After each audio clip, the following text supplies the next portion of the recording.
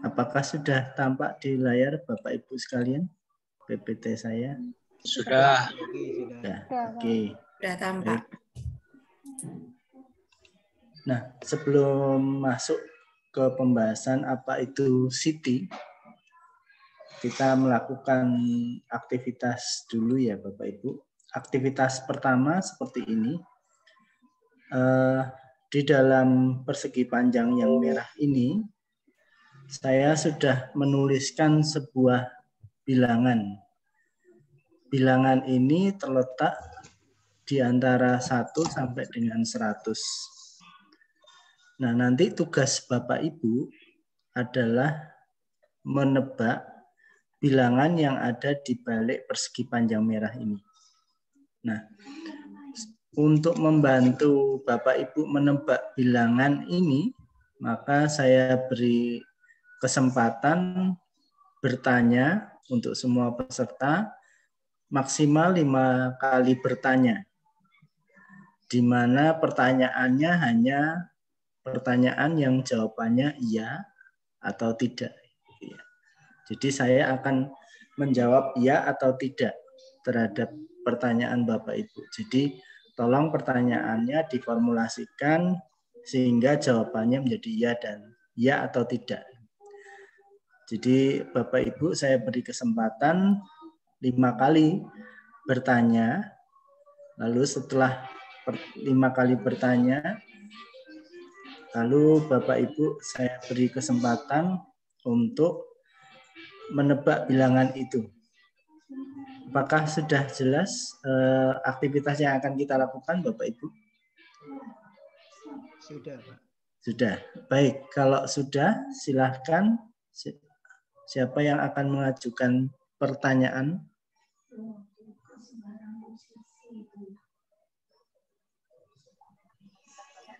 Saya, Pak. Ya, silakan Ibu. Apakah bilangan genap? Tidak.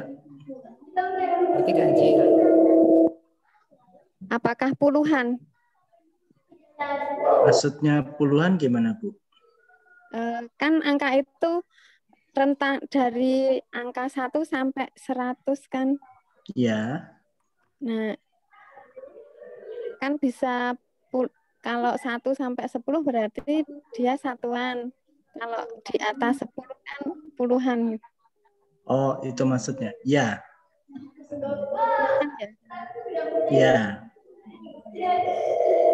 Itu dulu. Ya. Silakan, masih ada 3 kesempatan pertanyaan Bapak Ibu yang lain. Di atas 5. Bisa diulangi, Pak? Terputus. Apakah di atas 50? Ya. Apakah bilangan prima? Ya.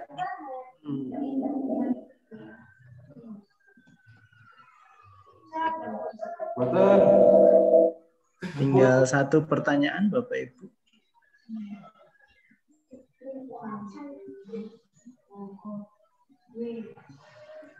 Apakah bilangan bulat?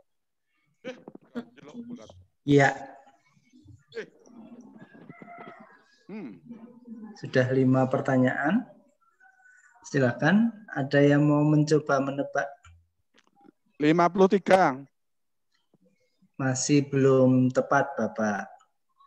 Oke, saya beri 5 kesempatan untuk bertanya lagi, Bapak Ibu. Di atas 50, 5.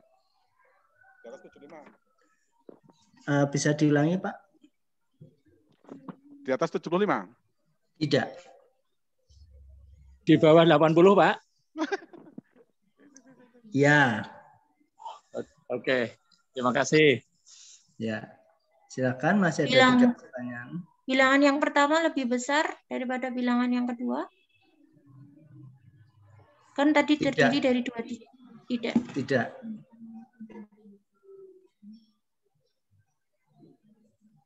Masih ada 2 pertanyaan. Di bawah 58? Tidak.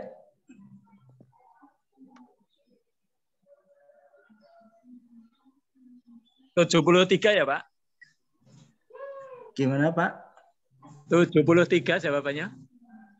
Kurang tepat, Pak. Wah. Masih ada satu pertanyaan, Pak. Silakan kalau mau digunakan. Kedua bilangannya semuanya ganjil. 79. Tidak.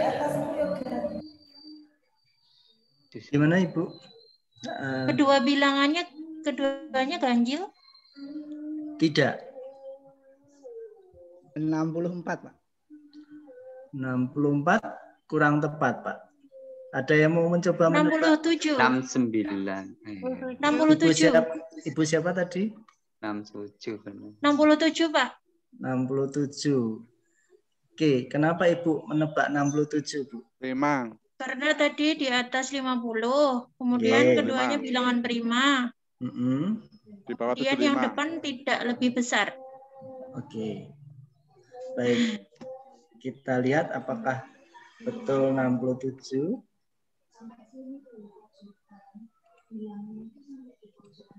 Ya. Apakah Bapak Ibu yang lain setuju 67? Bisa Ya. jadi. Ya, betul. Ya. Betul ya. Oke, selamat untuk siapa Ibu? Ibu Pipin. Iya, Pak. Oke. Baik.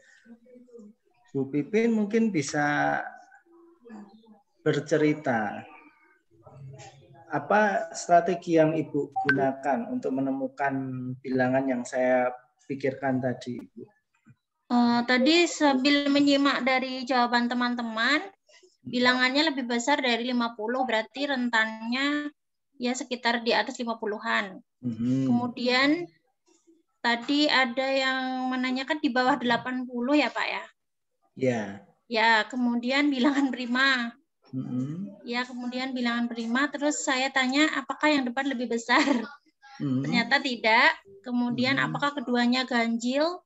Karena bilangan prima itu ada yang depannya juga ada yang genap. Tadi Bapak bilang keduanya apa tadi keduanya apakah keduanya ganjil? Tidak. Iya, keduanya ganjil tidak. Jadi kemungkinan yang depan genap. Karena kalau bilangan prima itu yang belakang nggak mungkin genap. Seperti itu. Kemudian kebetulan tadi saya juga menyiapkan buku tentang bilangan prima. Nah, di situ, Pak. Oke. Baik, terima kasih Ibu. Bapak Ibu, mungkin yang tidak menebak, melihat proses ini, apa strategi yang Bapak Ibu lakukan secara kelompok sehingga Bu Pipin tadi terbantu menjawab bilangan yang saya pikirkan dan ternyata itu benar. Mungkin ada yang ingin sharing dari aktivitas kita pagi ini. Saya Pak, coba Pak. Ya, silakan Pak, silakan. Betapa pentingnya kolaborasi dengan sesama teman di dalam kelompok ya. Sehingga ketika kita ada satu kelompok yang memberikan pendapat 1, pendapat 2, ketiga, dan seterusnya, kita semakin memahami, andaikan ini sebuah kasus atau permasalahan, kita bisa menguncainya dengan pendapat-pendapat tadi, sehingga akhirnya solusinya bisa ditemukan. Kalau ini tadi tebak bilangan ya. Nah, begitu Bapak. Oh ya, dengan Bapak siapa ini Pak? Bapak Wahyu. Oh, Pak Wahyu dari SMP Pandu 1 Yogyakarta. Oh, Pak Wahyu. Salam kenal Pak Wahyu dan Bu Pipin tadi. Silakan Bapak Ibu, masih ada yang mau berpendapat?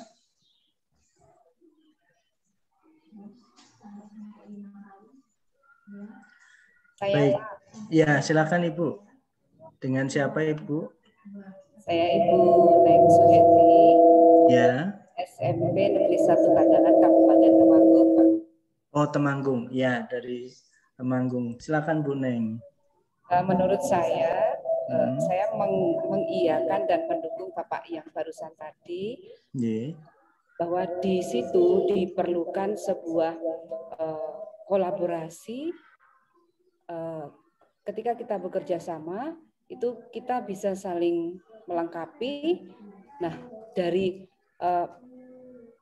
tadi ketika kita menjawab angka saja, Bu Pipin bisa menemukan jawaban itu kan dari pendapat teman-teman. Semakin mengerucut, sehingga di situ ditemukan suatu solusi, Pak. Terima kasih, itu dari saya. Baik, terima kasih Bu Neng. Baik, Bapak Ibu, di dalam strategi yang Bapak Ibu gunakan tadi, yaitu lewat pertanyaan-pertanyaan yang Bapak Ibu ungkapkan, apakah sebenarnya Bapak Ibu sedang menggunakan suatu algoritma atau sebenarnya adakah sesuatu prinsip yang sedang Bapak Ibu gunakan sehingga pertanyaannya apa tadi yang seperti diungkapkan Bu Neng itu semakin mengkerucut mengarah pada suatu bilangan tertentu. Ya Pak, karena berpola itu Pak. Oke, gimana Pak? Dari Pak siapa ini? Pak Edis Pak dari Jawa Sana. Ya, bagaimana Pak Edis melihat ini? Apakah ada suatu algoritma yang sebenarnya dibentuk dari pertanyaan teman-teman tadi, Pak? Ya, jadi karena di situ ada ada batasan-batasannya, ya kan? Ada batasan-batasannya. Kurang dari 80, kemudian bilangan prima. Jadi orang sudah sudah ditunjukkan untuk ke sana. Jadi peraturan itu sudah begini langkah-langkahnya. Jadi strateginya sudah ada. Kemudian juga sistematis gitu ya. Karena di bawah 80, di atas 50, kemudian bilangan prima. Lalu tadi ada yang lebih dari 73 tidak, berarti masih di bawah lagi. Kira-kira begitu Pak pemikirannya. Oke. Baik, terima kasih Pak Edis. Ya, Bapak Ibu sekalian. Jadi kalau Bapak Ibu cermati tadi pertanyaan-pertanyaan Bapak Ibu sangat mengkerucut gitu ya. 5 pertanyaan awal misalnya tadi apakah lebih besar dari 50? Ya, nah itu kan sudah mengeliminasi sudah 50 bilangan gitu ya. Lalu muncul tadi apakah bilangan prima? Ya, nah itu kan mengeliminasi lagi. Jadi, nah strategi yang Bapak Ibu gunakan melalui pertanyaan-pertanyaan itu sebenarnya merupakan suatu algoritma. Algoritma itu untuk apa? Untuk semakin mengeliminir bilangan-bilangan yang bukan termasuk bilangan yang dipikirkan oleh saya. Nah, salah satu langkah besar adalah tadi ketika pertanyaan lebih besar dari 50. Nah, itu kan mengeliminasi bilangan yang banyak sekali gitu ya. Nah, oke, baik. Nah, ini Bapak Ibu, kita coba satu persoalan lain, gitu ya. Ini tentang mobil yang hilang. Jadi ceritanya begini, Bapak Ibu. Sebuah mobil yang tanpa pengemudi, jadi sebuah perusahaan itu mengembangkan sebuah mobil tanpa pengemudi sedang diuji coba. Itu ketika sedang diuji coba tidak dapat kembali ke garasinya karena dia terhenti di sebuah lokasi di kota karena baterainya habis, gitu ya. Nah, sebelum baterainya habis, berkat sensor yang ada di mobil itu, mobil tersebut menemukan sebuah tempat parkir dan mengirimkan posisi objek yang ada di sekitarnya. Setiap objek itu mempunyai 2 nilai, yaitu sudut dan jarak dari mobil, gitu ya. Jadi di sensor itu ada di mobil itu ada 2 sensor. Yang pertama sensor untuk mengukur sudut, yang kedua sensor untuk mengukur jarak. Nah, sensor untuk mengukur sudut itu dia bisa mengukur sudut mulai dari 0 sampai 360 derajat dan diletakkan di atas atap mobil. Nah, sudut 0 derajat adalah sisi di depan mobil. Nah, Bapak Ibu bisa melihat misalnya mobil ini yang merah muda ini. Nah, mobil ini kalau akan mengirimkan itu ya sensor seperti berikut. Jadi pada posisi 0, jarak 10 meter itu ada objek. Kemudian pada sudut 90 derajat, pada jarak 5 meter juga ada objek. Pada sudut 180 derajat, pada jarak 4 meter ada objek. Sedangkan di arah 270 dia tidak ada objek, maka dia tidak mengirimkan datanya. Jadi ini contoh cara bekerja sensor mobil ini. Nah, sampai di sini Bapak Ibu sudah memahami persoalannya. Nah, pertanyaannya adalah ini. Jadi mobil yang hilang itu mengirim hasil sensornya seperti ini. 0,5, 90,4, 180,5, dan 270,12. Nah, tantangannya adalah di sini ada 4 buah mobil. Mobil abu-abu, mobil kuning, mobil merah, dan biru. Nah, pertanyaannya adalah mobil manakah yang hilang? Bapak Ibu diminta mengidentifikasi berdasarkan hasil sensor ini, mobil yang hilang, apakah yang abu-abu, apakah yang kuning, atau yang merah, atau yang biru. Silakan Bapak Ibu bisa dicoba sambil coret-coret. Kalau sudah menemukan jawabannya bisa langsung meminta izin untuk menjawab. Jadi hasil sensor yang dikirimkan ke pabriknya adalah 0,5, 90,4, 180,5, dan 270,12.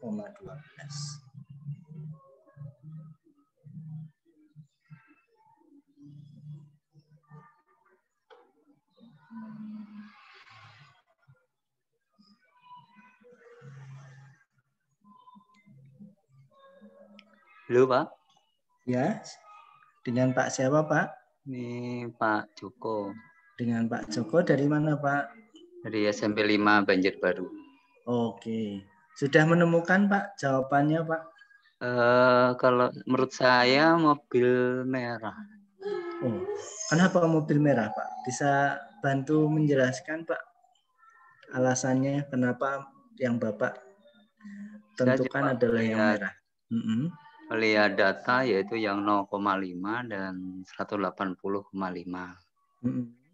Ya dari mobil yang ada itu yang muka belakangnya ada objek cuma satu Pak. Yaitu mobil merah. Mungkin itu Pak. Oke, baik. Terima kasih Pak Joko. Sama-sama. Ada pendapat lain Bapak Ibu? Saya Pak. Ya, silakan dengan Pak siapa? Pak Elias dari SMP Budia Wacana, Pak. Oh ya, silakan Pak Elias. Melihat dari hasil sensor tersebut, saya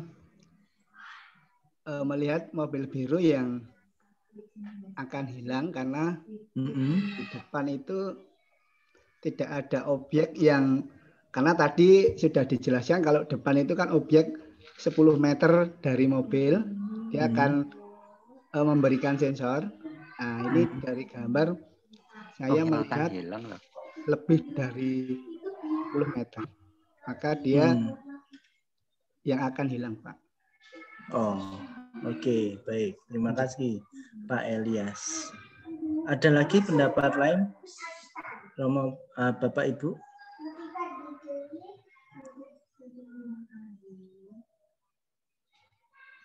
Silakan. Apakah ada pendapat yang lain, Bapak Ibu? Tadi menurut Pak Joko, mobil yang hilang itu yang merah. Menurut Pak Elias, mobil yang hilang itu yang biru. Adakah? Siapa tahu ada yang punya pendapat sama, mobil merah tetapi alasannya berbeda, boleh loh Bapak Ibu. Atau mobil biru, tapi alasannya yang lain. Silahkan diungkapkan saja.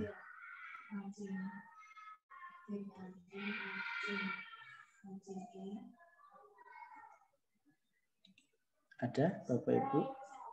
Silahkan kalau ada.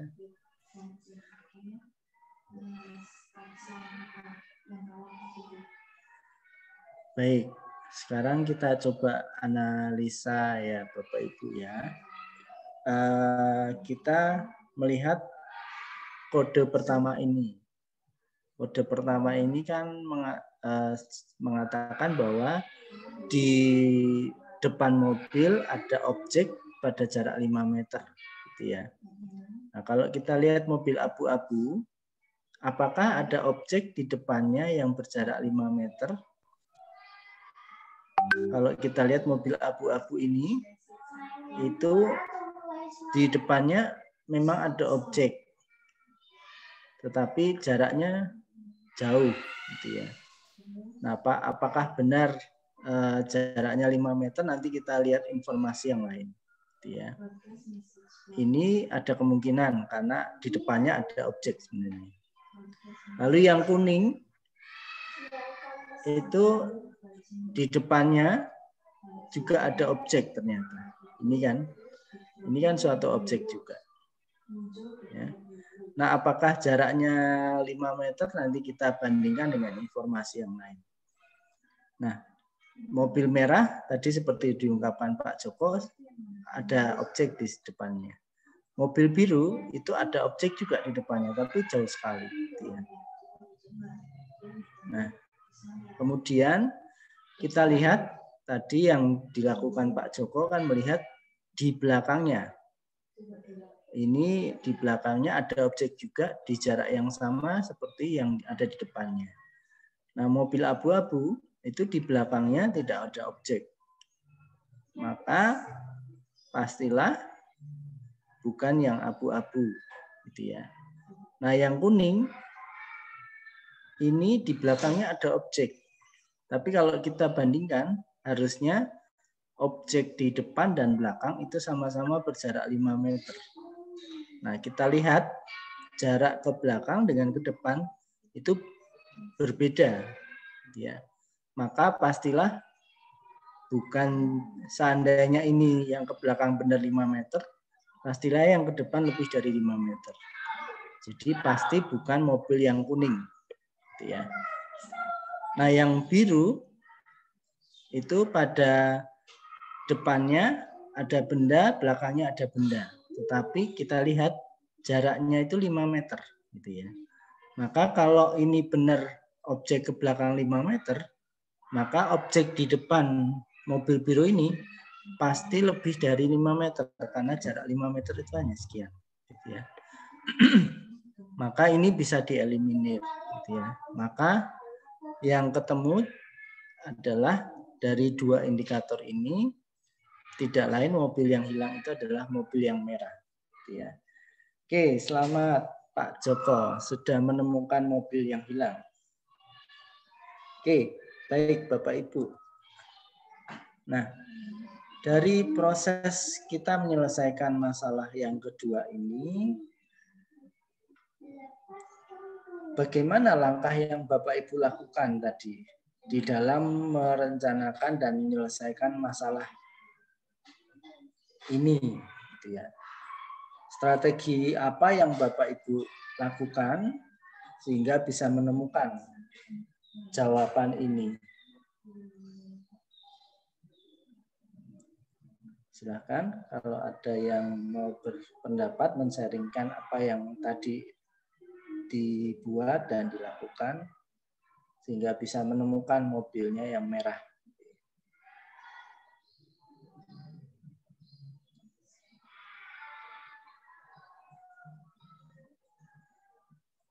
Silakan Bapak Ibu kalau ada yang mau men-sharingkan.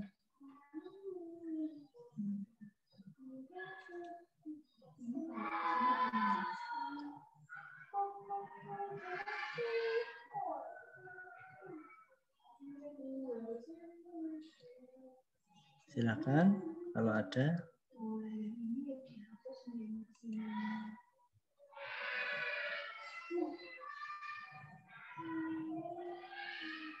Tidak ada? Tidak ada yang bersedia men-sharingkan?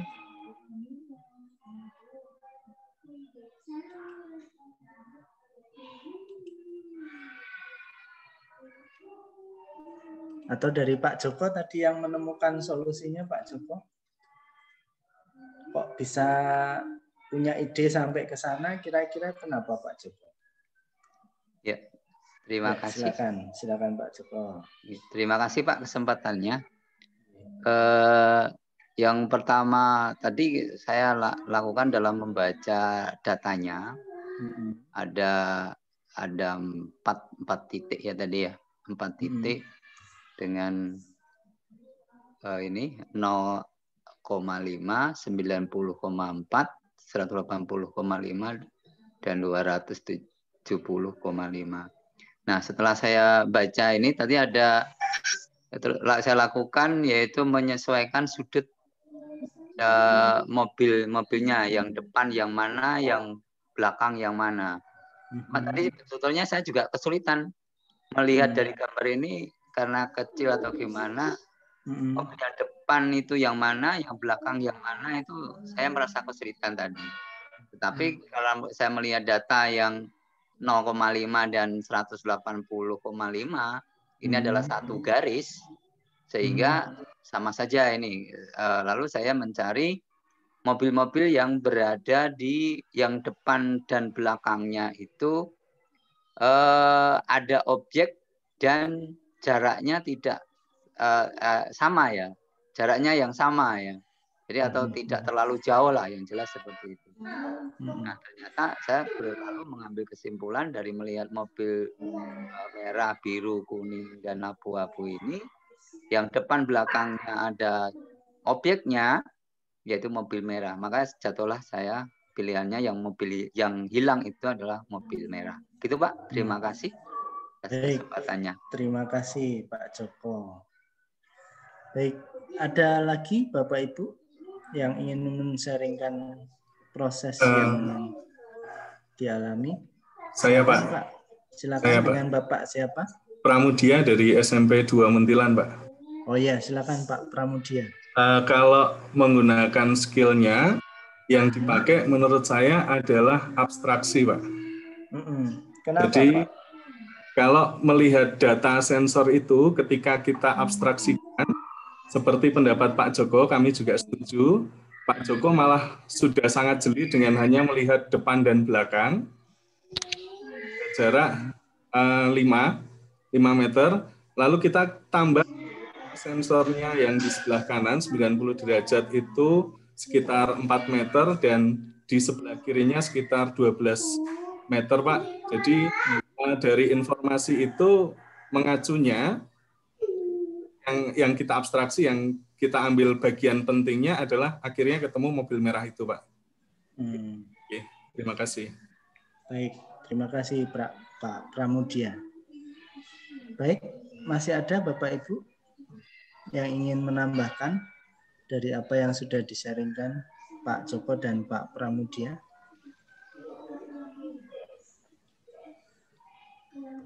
Baik.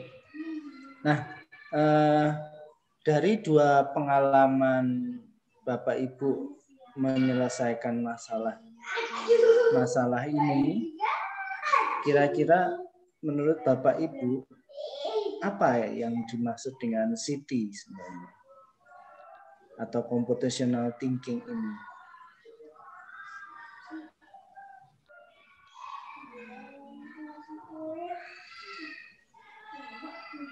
Putus Pak Hungki. Ya, gimana Mohon Pak diulangi. Putus tadi. Ya, baik. Jadi dari pengalaman Bapak Ibu menyelesaikan 2 masalah ini, apakah Bapak Ibu bisa merumuskan kalau gitu CT itu apa? Atau computational thinking itu apa?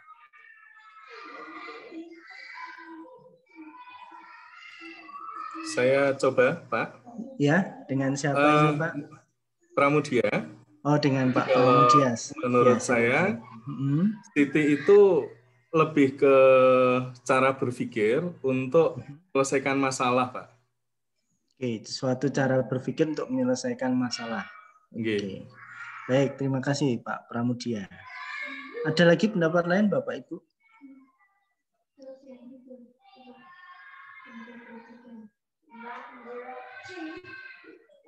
Di sini kita sama-sama belajar Bapak Ibu, jadi jangan takut salah untuk berpendapat gitu ya. Tidak ada yang salah dalam proses belajar gitu ya. Silakan. Masih ada pendapat lain Bapak Ibu? Saya mungkin ya Pak Hongki. Ya, boleh Ibu. Dengan Ibu siapa? Bu Ayu dari Wacana Pak. Baik, silakan Ibu. Bu Ayu. Kalau menurut saya mirip dengan jawaban sebelumnya. Proses berpikir untuk menyelesaikan sebuah masalah, untuk menemukan solusi, namun perlu memperhatikan hal-hal lain atau pola-pola supaya proses kita menemukan jawaban dari masalah itu tuh bisa lebih cepat gitu Pak. Jadi supaya lebih efektif cara menyelesaikan masalahnya gitu. Oke, baik, terima kasih. Dan ya biasanya itu kalau pola berarti ya berurutan gitu ya Pak berpikirnya supaya lebih cepat menemukan solusinya. Terima kasih Pak. Baik, terima kasih Bu Ayu. Jadi ada tambahan sedikit bahwa di dalam proses penyelesaian masalah itu yang dilakukan adalah satu proses, yaitu adanya pengenalan pola dari masalah itu. Baik, terima kasih Bu Ayu dan Pak Pramudia. Jadi kita coba lihat apa itu computational thinking dari pendapat beberapa ahli gitu ya. Nah, dari Bebras sendiri tahun 2018, ini Bebras Indonesia, itu merumuskan City itu adalah sebuah cara berpikir untuk memecahkan persoalan, merancang suatu sistem, dan memahami perilaku manusia. Gitu ya. Jadi itu definisi City menurut Bebras Indonesia. Nah, tahun 2014 Yadav dan kawan-kawan itu mendefinisikan City sebagai City is mental activity for abstracting problems and formulating solutions. Jadi berpikir secara komputasional itu adalah suatu aktivitas mental. Untuk apa? Untuk mengabstraksi suatu masalah dan merumuskan solusi. Nah, kita lihat lagi satu pendapat lagi dari Prof. Wing tahun 2011. Computational thinking is the thoughts process involved in formulating problems and their solution so that the solutions are represented in a form that can be effectively carried out by an information processing agent. Gitu ya. Jadi computational thinking adalah proses berpikir yang melibatkan aktivitas perumusan masalah dan pemecahannya yang disajikan dalam suatu format yang dapat dilaksanakan oleh suatu agen pemroses informasi. Nah, siapa agen pemroses informasi? Itu bisa merujuk pada manusia yang menyelesaikan, tetapi mungkin juga bisa merujuk pada suatu sistem komputasi yang kita buat untuk menyelesaikan masalah, gitu ya. Nah, inilah definisi dari computational thinking dari beberapa orang yang sudah dimunculkan, gitu ya. Nah, jadi kalau saya mencoba merumuskan apa itu computational thinking, gitu ya, tidak lain adalah suatu proses berpikir atau suatu aktivitas mental. Untuk apa? Untuk merumuskan dan memecahkan masalah yang dinyatakan dengan suatu cara penyajian, sehingga pemecahan masalah itu dapat dikerjakan oleh suatu sistem pemrosesan informasi. Gitu ya. Jadi ini saya coba rumuskan dari pendapat para ahli di atas. Nah, jadi Siti itu bukan suatu mata pelajaran gitu ya, tetapi merupakan suatu kemampuan berpikir. Nah, pengembangan kemampuan berpikir itu dapat dikembangkan melalui mata pelajaran yang ada di sekolah gitu ya. Bisa melalui bahasa, bisa melalui pembelajaran ilmu sosial, bisa melalui pembelajaran seni gitu ya, dan seterusnya. Jadi ini merupakan sebenarnya akumulatif ya. Jadi kalau Bapak Ibu tadi mengatakan bahwa ada unsur penting di dalam membentuk Siti, yaitu kolaborasi, itu benar sekali gitu ya. Jadi kita di sekolah itu dapat berkolaborasi, saling berkolaborasi untuk membentuk suatu kemampuan berpikir ini. Jadi tidak harus dibebankan pada satu mata pelajaran tertentu, gitu ya. Nah, nanti di dalam pertemuan-pertemuan selanjutnya akan dicoba dibahas.